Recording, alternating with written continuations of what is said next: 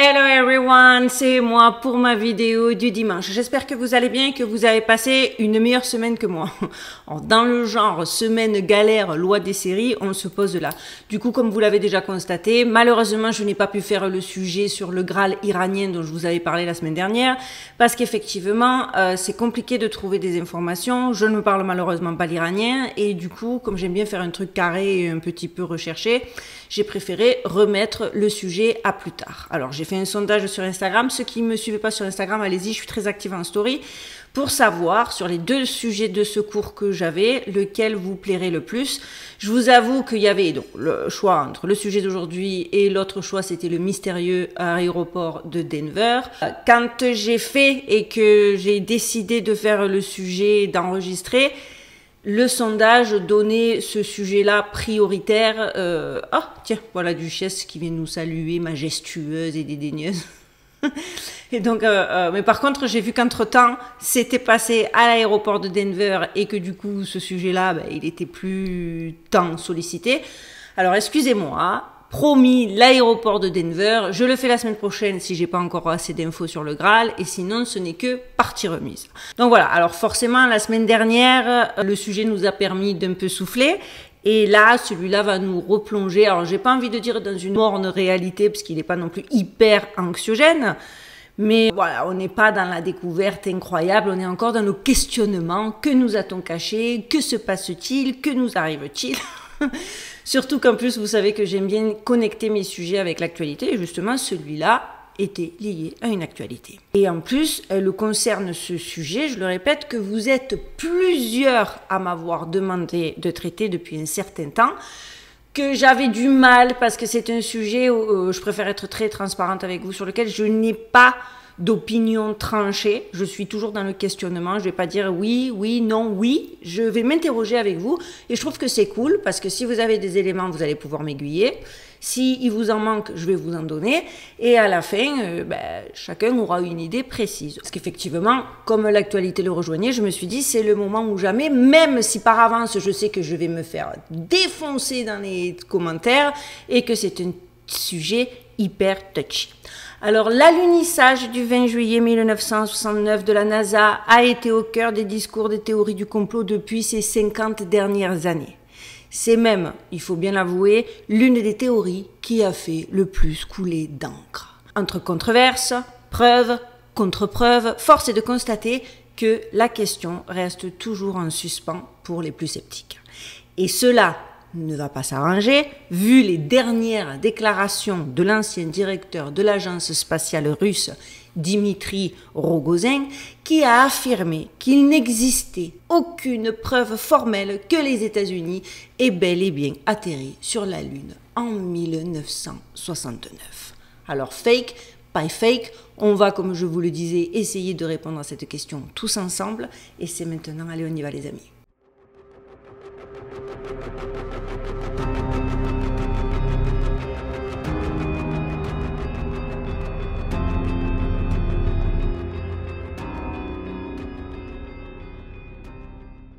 Plus d'un demi-siècle s'est écoulé depuis que Neil Armstrong a fait son grand pas pour l'humanité. Mais selon les personnes interrogées, Armstrong n'a peut-être jamais quitté la planète.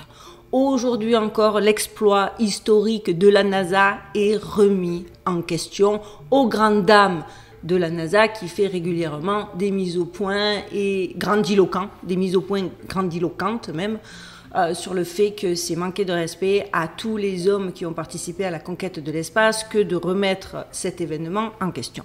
Alors, certains pensent que le gouvernement américain a truqué l'alunissage afin de devancer les Russes dans la course à l'espace. Effectivement, ça aurait été une guerre d'ego. Qui est le premier? Et dans le doute, ils ont préféré anticiper. Ils affirment que Neil Armstrong et Buzz Aldrin ont accompli leur mission sur un plateau de tournage secret situé soit dans les collines d'Hollywood, soit dans la zone 51 à côté de chez moi, ici à Las Vegas. Dimitri Rogozin, l'ancien directeur de l'agence spatiale russe Roscosmos, a déclaré qu'il y a environ 10 ans, il s'était mis en quête de preuves irréfutables que les États-Unis avaient atterri sur la Lune en 1969.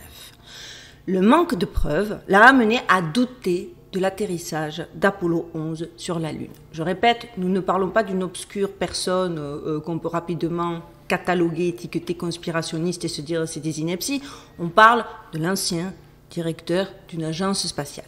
Alors, M. Rogozin, dans un message publié dimanche dernier, a expliqué qu'il y a une dizaine d'années, alors qu'il travaillait au gouvernement, il avait envoyé une demande officielle à Roscosmos. Donc Roscosmos, je vous l'ai déjà dit, c'est l'agence spatiale fédérale russe responsable des activités spatiales de la Russie, y compris la recherche et le développement, la conception, la fabrication, le lancement et la gestion des satellites, des vaisseaux spatiaux habités et des programmes spatiaux.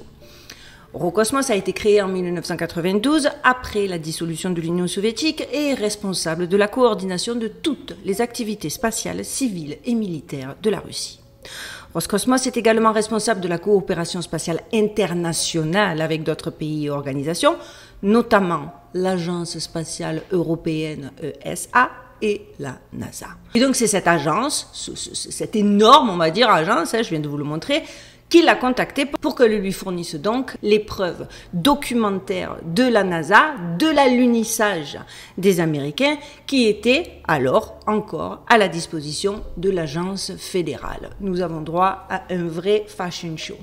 Et je passe et je repasse, et je balade, bref. Il explique donc que s'il a fait cette demande, c'est parce qu'il était douloureusement gêné par le fait que les cosmonautes soviétiques revenant d'expéditions de plusieurs jours pouvaient à peine se tenir sur leurs pieds et subissaient une très longue convalescence après ces vols, alors que les Américains sortaient de leur vaisseau lunaire comme un concombre dans le jardin. Alors, le concombre dans le jardin, c'est ses propres termes. Je n'ai pas compris la plaisanterie, mais je préfère... Oh mon Dieu. Excusez-moi, on m'avait dit que les chats avaient peur des concombres, mais là, juste le mot, vous avez vu? Je suis désolée. En tout cas, le concombre dans le jardin, c'est... je vais voir ce qu'elle a, je reviens. Tout a l'air d'aller bien. Donc, le concombre dans le jardin, c'est comme ça qu'il les a décrits. Hein, c'est ses propres termes que je vous traduis littéralement. Alors, savez-vous ce qu'il a reçu en retour? Vous devinerez jamais. Un livre... Conquête de la Lune par les astronautes, contenant un récit du cosmonaute soviétique Alexei Leonov sur sa conversation avec les astronautes américains et leur discussion sur la mission lunaire, avec un commentaire de l'auteur selon lequel ils étaient vraiment là-bas, car ils lui ont raconté eux-mêmes. J'ai trouvé l'anecdote priceless. Alors qu'il faut quand même savoir que lorsqu'il leur a fait cette demande, il était vice-premier ministre. Il a été vice-premier ministre de 2011 à 2018 et avant cela, il était représentant permanent de la Russie auprès de l'OTAN de 2008 à 2011. Et donc, rendez-vous compte, c'est aux vice-présidents qui se sont permis d'envoyer un livre, comme on se serait envoyé entre nous presque, avec limite, je l'ai trouvé un peu arrogant, le commentaire, mais enfin, s'ils l'ont dit, je trouvais que c'était abusé.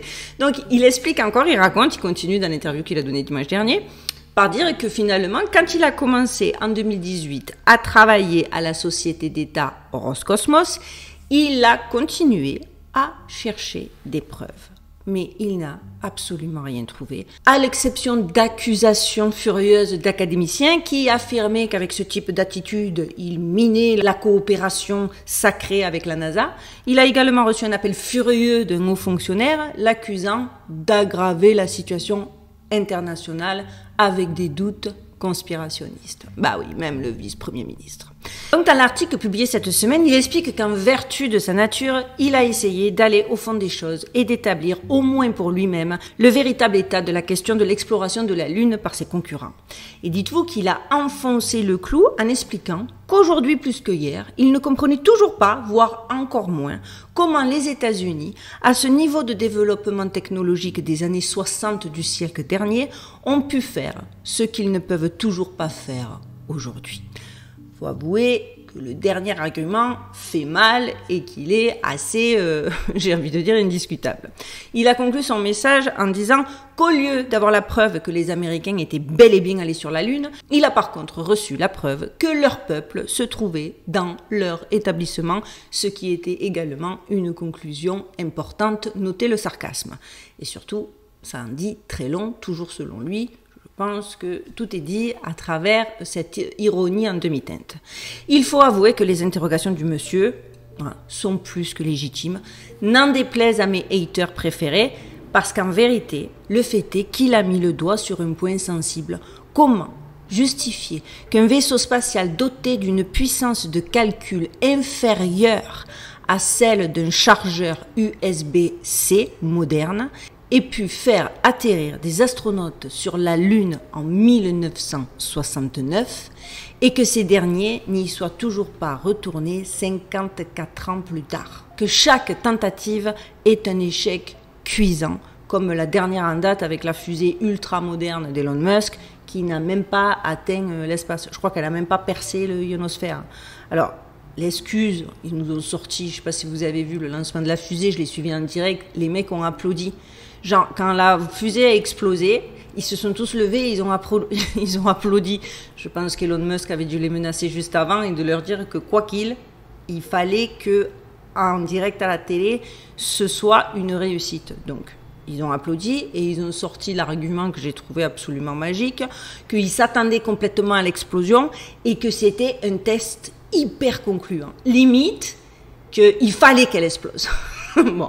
À un moment donné, faut pas pousser non plus mémé dans les orties. Parce que, attention, quand je vous dis que les smartphones de la plupart des gens ont plus de puissance que l'ordinateur de guidage qui a amené Apollo 11 sur la Lune en 69, ce n'est pas qu'une image. Cela a été confirmé par Forrest Heller, développeur du logiciel chez Apple, que même un chargeur USB-C moderne a plus de puissance de traitement que l'ordinateur de guidage du vaisseau spatial.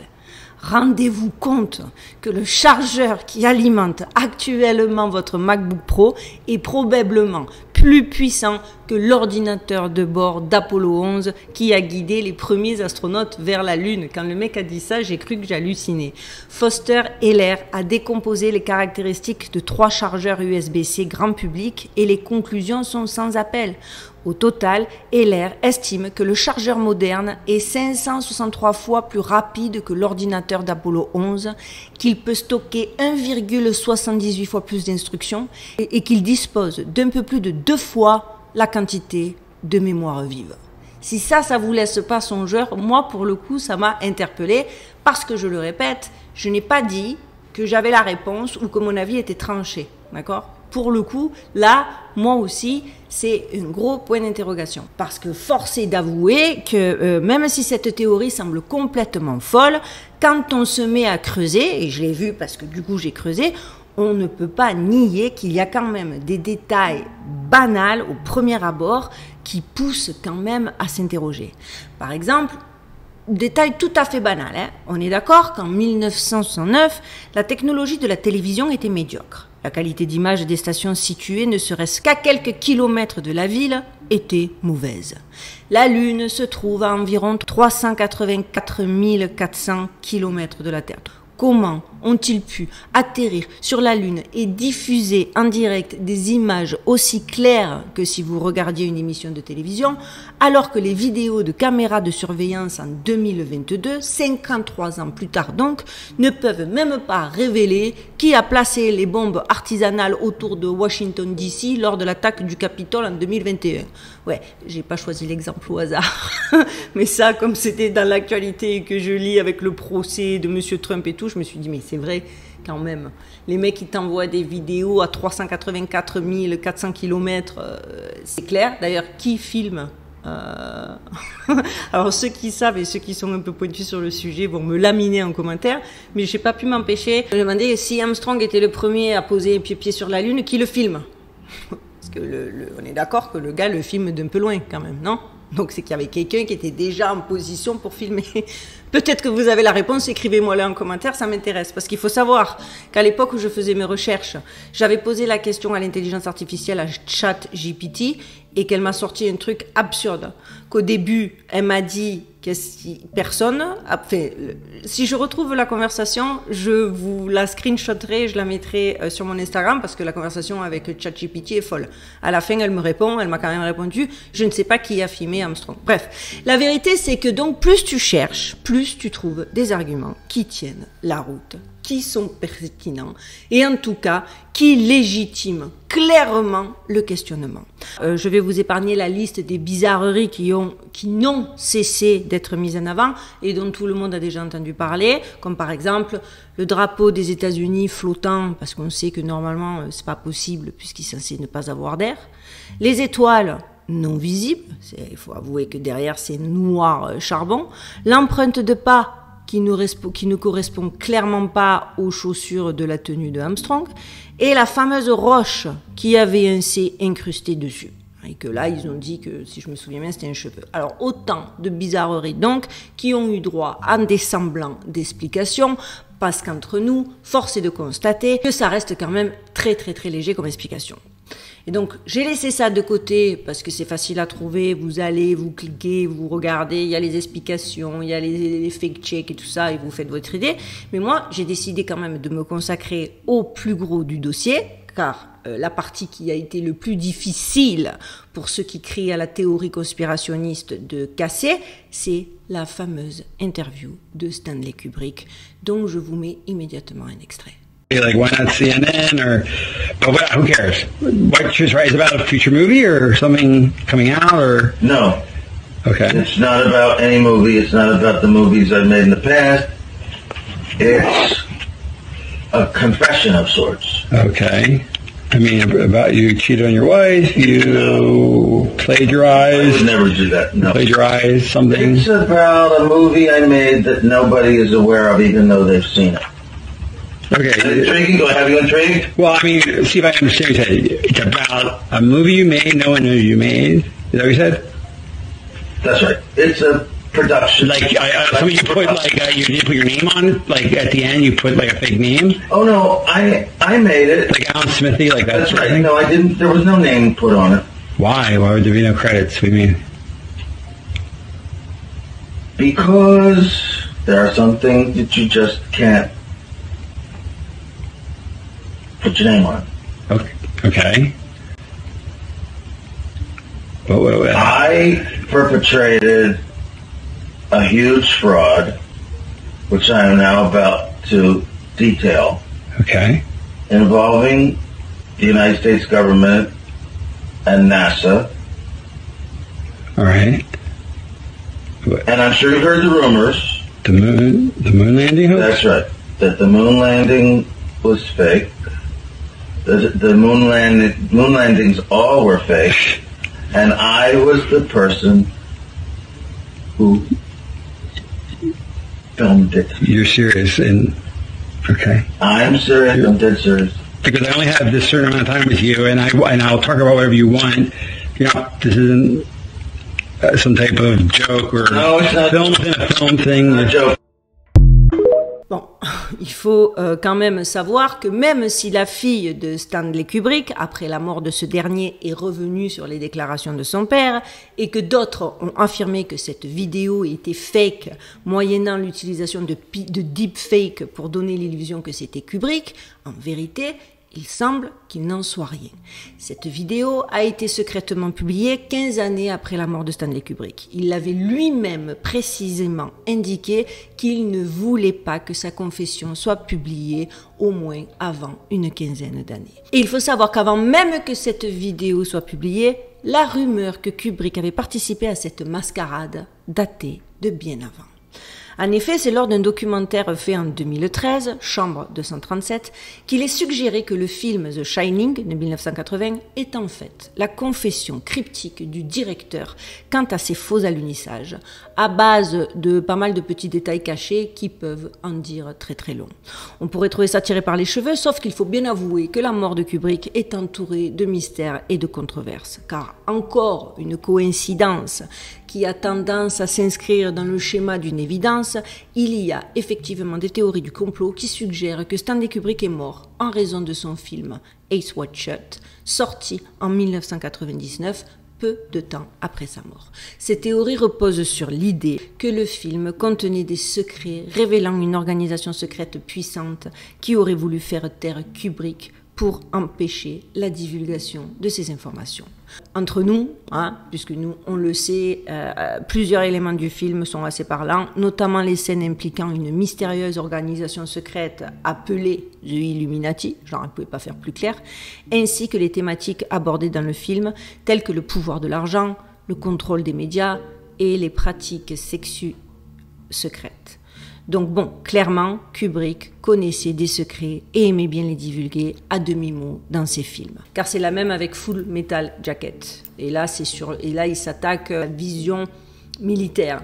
Et je suis sûre que si je continue à creuser, j'en découvrirai encore bien plus. Et je vous avoue que moi, cette interview m'a pas laissé complètement imperméable parce que déjà, j'ai trouvé, je sais, malgré que sur les premières pages de Google, on vous proposera toujours la version de la fake interview. Je sais que c'est une interview réelle, je sais qu'il s'est réellement exprimé. Alors après, les plus intelligents, ceux qui ont arrêté de dire qu'elle était fausse parce qu'ils se sont rendus compte que c'était pas possible, ils ont dit que c'était prévu, qu'effectivement tout était prévu en ce sens au cas où ils foireraient, mais qu'en fait ils n'ont pas foiré, qu'ils ont réellement atterri sur la Lune et que du coup, en fait il dit ça mais c'est sorti du contexte, il dit qu'effectivement il avait préparé le studio et qu'il était prévu qu'il filme et qu'il avait filmé en K2 mais qu'il n'y a pas eu le K2 et que du coup ils ont vraiment atterri sur la Lune. Donc ça à la limite, ça se tient plus que c'est fake, c'est pas Stanley Kubrick. Bon, bref. Moi, ce qui, je trouve, apporte aussi matière à réflexion, il y a des choses qui les ont desservies, comme par exemple la conférence de presse de l'équipage d'Apollo 11. J'essaie de vous mettre des images ou une vidéo, mais en tout cas, si vous regardez, les gars, ils sont hyper nerveux, ils sont quand même comme s'ils étaient là à contre-cœur, ils ont l'émotion d'un éloge funèbre, alors que quand même ils viennent partager l'expérience unique d'avoir marché sur la Lune. Et effectivement, cette interview a carrément relancé le débat. Les doutes sont de plus en plus nombreux, notamment lorsque l'on regarde de plus près la fameuse interview de Neil Armstrong. À la question de savoir s'il a vu les étoiles dans le ciel lunaire, Armstrong semble clairement s'en mêler les pinceaux et répond avec incertitude. Mais Aldrin, lui, ne peut cacher son malaise face à cette réponse incohérente. Comment Armstrong aurait-il pu oublier un détail aussi crucial? Quand le journaliste, lui a dit « Alors, les étoiles, bien ou bien ?» Bon, il n'a pas dit comme ça parce qu'il n'était pas marseillais. Mais le gars, il a dit « Je me rappelle plus s'il y avait des étoiles. » C'est quand même très bizarre. Enfin, moi, déjà, je vais me balader en forêt. Je vois un oiseau, je vais m'en rappeler toute ma vie. Je vais le regarder, je vais l'étudier pour un peu qu'il ait des couleurs qui sortent de l'ordinaire, ça va m'incruster dans ma rétine. Le gars, il était sur la Lune. C'est le premier homme à avoir marché sur la Lune. Et il ne se rappelle pas si le ciel avait pourquoi ou les étoiles. Bref. Donc, moi, j'ai trouvé ça bizarre. Pour couronner le tout, Michael Collins, membre de l'équipage, intervient pour soutenir la réponse d'Armstrong en affirmant que lui aussi, il n'a pas vu des étoiles. Mais il y a un problème parce que Collins, il n'était même pas présent lors de la fameuse marche lunaire. Donc toi, à la limite, c'est normal que tu n'aies pas vu les étoiles. Armstrong, qui ne sait pas qu'il n'a pas vu, qu'il ne se rappelle pas, c'est plus compliqué. Ces révélations, vous vous en doutez, ouvrent la porte à toute forme de théorie, et même les théories les plus folles, y compris celle de la mise en scène totale de la mission. Et si tout cela n'avait été qu'une mascarade pour masquer des projets militaires secrets? Les internautes ne manquent pas de s'enflammer sur les réseaux sociaux. Certains affirment avec certitude que la vérité est enfin en train de surgir. Les implications d'une telle révélation seraient considérables, remettant en question tout ce que nous pensions savoir sur la conquête de l'espace. C'est trop gros, ce serait énorme, on ne peut pas y croire, les trolls vont se déchaîner, folles, blondes, cagoles... Tous les petits mots dont ils adorent alimenter mon feed de commentaires. Bref, et pourtant, avant de vous décharger, de décharger votre haine, pour contrer tout ce tsunami de protestation, il faut savoir qu'à l'époque, l'argument ultime justement pour contrer les conspirationnistes, l'énième preuve tangible, étaient les échantillons de 382 kilos de roches lunaires acheminés sur Terre par les astronautes des 6 missions américaines sur la Lune entre 69 et 72. Ces échantillons, authentifiés par les scientifiques du monde entier, devaient définitivement fermer la bouche des complotistes. Parce que s'ils ne sont pas allés sur la Lune, comment, effectivement, ont-ils pu ramener des roches? Sauf que voilà, et là encore une fois, accrochez-vous, cette roche lunaire, il y a une roche lunaire qui à l'époque a été donnée au Premier ministre néerlandais par les astronautes eux-mêmes. Hein. C'est les astronautes qui l'ont remis lors d'une visite officielle, les astronautes d'Apollo 11 en 69. Et bien devinez quoi? Ça s'est avéré être des fausses. Les conservateurs du Rijksmuseum d'Amsterdam, où la roche a attiré des dizaines de milliers de visiteurs chaque année depuis un bon bout de temps maintenant, eh bien, eux, ils ont découvert que la roche lunaire, d'une valeur estimée à 308 000 lire, était en fait du bois pétrifié. Le Rijksmuseum a en effet découvert, après une étude au microscope, qu'une pierre supposée d'origine lunaire, conservée au Musée national des pays depuis 1991, mais qui avait été offerte par l'ambassadeur américain aux Pays-Bas, William Minderdorf, lors d'une tournée dans ce pays des 3 astronautes fraîchement débarqués de la Lune en 69, était, je le répète, du bois pétrifié. Voilà de quoi apporter de l'eau au moulin de ceux qui s'interrogent devant les nombreuses incohérences et preuves qui gravitent autour de cet alunissage. Faut avouer que c'est quand même énorme. Quand une aventure se termine par un mensonge, bien souvent, hein, c'est qu'elle a commencé de la même manière. Les autres nations, je vous le demande, ont-elles alors pris la peine de vérifier leurs roches, parce qu'il n'y a pas qu'à Amsterdam qu'ils en ont offert? Moi, je l'aurais fait. Apparemment, j'ai cherché, j'ai rien trouvé. Vous avouerez qu'aller jusqu'à la Lune pour ramener du bois pétrifié, c'est moyennement crédible. Mais je sais, c'est ardos à appréhender, à mentaliser. Je le répète, même moi, je me suis dit, non mais la meuf, c'est trop gros. Mais en même temps, le monde est effrayant et les hommes qui constituent le gouvernement invisible, qui tirent les ficelles et qui utilisent leur richesse illimitée pour acheter les politiciens, les médias, l'industrie du divertissement, les universités, l'industrie médicale et les soi-disant experts sont animés d'une soif satane de diriger le monde qui semble insatiable. Ils croient toujours que la fin justifie les moyens. Ces bâtards sociopathes ne se soucient pas du nombre de personnes qu'ils tuent ou du nombre de vies qu'ils ruinent financièrement dans leur quête incessante de mammon. Parce que c'est mammon. Ceux qui ne savent pas qui est mammon, ben, recherchez sur Google. Sinon, dites-moi en commentaire, je vous ferai peut-être une vidéo pour bien expliquer. Ils se proclament Dieu en raison du pouvoir qu'ils peuvent exercer grâce à leur richesse mal acquise. Leur arrogance et leur orgueil n'ont pas de limite. Alors ça ou autre chose, mentir sur ça pour être les premiers, parce qu'il y avait des exigences cachées, parce qu'on vit dans une matrice, parce que, whatever l'explication, en tout cas, on l'a pas, mais il y a de quoi se poser la question et sans pour autant passer pour un conspirationniste malade. Parce que n'oublions pas que le terme, pour ceux qui ne le sauraient pas, parce que c'est quand même très intéressant, théoricien de la conspiration, a été inventé par la CIA à la suite de l'assassinat de JFK afin de discréditer les Américains à l'esprit critique qui remettaient en question la validité du rapport Warren et la dissimulation de l'assassinat de JFK par des éléments malhonnêtes du gouvernement américain. Et ça, j'espère que ça fait son chemin dans le cerveau, même des plus sceptiques, parce que vous savez ce qu'on est en train de découvrir sur Lee Harvey Oswald en ce moment même, enfin en tout cas cette dernière année. Donc encore une fois, conspirationniste 1, le système 0, et les vendus au système 0. Alors ils ont inventé le mot à cette époque pour cristalliser n'importe quel Américain qui n'était pas d'accord avec tous les gens présents en fait, qui avaient assisté à la fusillade et qui savaient clairement que ça pouvait pas être un seul tireur. Bref.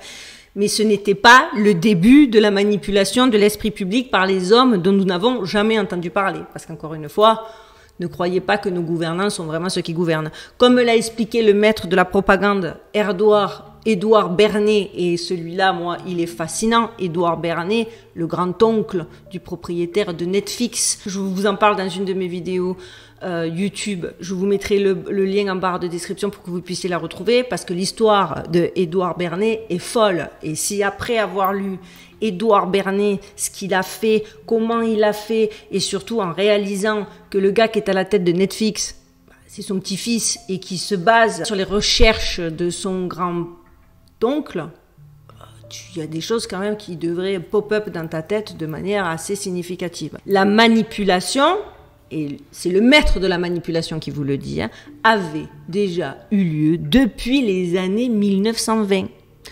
Juste avec l'avènement des médias de masse, la capacité des malveillants à influencer les masses pour qu'elles croient ce qu'ils racontent, c'est simplement accru de façon exponentielle. Parce que c'était malin, il a bien fallu les nommer, ces esprits éveillés et réactifs, parce que les nommer, et puis les nommer péjorativement, avec un petit côté condescendant et sarcastique, parce que les nommer, c'est encore, je le répète, c'est encore mieux les cristalliser et les décrédibiliser aux yeux de la masse. La masse, autrement dit, aux yeux des endormis. Malheureusement, force est de constater que ça a bien marché, puisqu'aujourd'hui, ne serait-ce que poser des questions devant des incohérences, voire des incompréhensions, parce qu'il se peut aussi qu'on s'interroge par rapport à des choses qu'on n'a pas compris ou mal compris, eh bien ça revient à s'exposer, à se faire tourner en ridicule, quand ce n'est pas tout bonnement se faire haïr, et je sais de quoi je parle. C'est ma croix depuis que j'ai ouvert cette chaîne. Et je trouve ça tellement dommage. Aujourd'hui, s'interroger, enfin, je veux dire, au départ, s'interroger, c'est le top. Parce que soit tu vas découvrir de nouvelles informations que tu n'avais pas et tu vas comprendre, soit ça veut dire que tu comprenais pas et le fait d'interroger, ben, ça veut dire que des gens vont t'aiguiller et que tu vas te rendre compte qu'en fait, ce que tu pensais, c'était tronqué par pas assez de connaissances ou par des connaissances approximatives ou par une mauvaise compréhension, mais maintenant non. Vous allez voir, je prends le pari que sous cette vidéo, je vais me faire dégommer alors que j'expose une théorie qui, je semble, est légitime, que je dis que je n'ai pas d'avis définitif, mais que je m'interroge parce qu'il faut avouer que voilà, et qui vont signaler la vidéo. Bon, il y a quand même des abrutis, oui, abrutis, je persiste et je signe, qui sont allés signaler ma vidéo de la semaine dernière sur les découvertes liées éventuellement à l'Atlantide, alors que c'est un... Enfin, il n'y avait pas de théorie, quoi, c'est des chercheurs. Enfin, il y a eu une conférence de presse, les mecs, ça n'a pas été couvert par les mainstream parce que c'est pas assez sensationnaliste, j'imagine, ou parce qu'ils veulent étouffer le truc, mais c'est une vraie info. Enfin, si tu vas sur El País ou El País, je sais pas comment ça se prononce, tu vas voir que les archéologues, ils ont réellement donné des interviews. Mais même sur ça, ils sont allés signaler la vidéo comme si c'était des fake news. Des fois, je vous jure, ça me fatigue. Alors, vous savez quoi faire justement pour contrer ce genre de petit individu ridicule. On like à fond ma vidéo, s'il vous plaît, c'est important, c'est pour l'algorithme. On commente, là c'est le top. On partage, vous le faites déjà, mais j'aime bien le répéter pour ceux qui arrivent. Pareil, ceux qui arrivent, les petits nouveaux, abonnez-vous. Ça coûte rien, c'est une forme de soutien et surtout, on est en train de créer une communauté qui s'agrandit. On est près des 70 000 abonnés. J'aurais jamais pensé en atteindre autant en démarrant ma chaîne. Et vous savez que y a un but derrière tout ça et que j'espère l'atteindre. Avant de vous laisser aussi, je voulais partager avec vous, à la demande d'une de mes abonnées, son livre façon carnet de voyage d'une amoureuse des grands espaces qui dédie sa vie au voyage et au partage. Elle m'a dit ainsi espérer partager la magnificence du monde et celle des gens avec ses photos prises sur le vif pendant ses voyages, qu'elle a en plus agrémenté de haïkus pour partager ses émotions. Et je trouve la dynamique merveilleuse et l'idée absolument fantastique. Alors le livre s'appelle « Suivre le vent jusqu'en Mongolie ». Je trouve le titre magique. Je vous mets le lien dans la barre de description, ainsi que le lien de sa chaîne YouTube, les liens de son website et aussi le lien de la chaîne YouTube de son compagnon.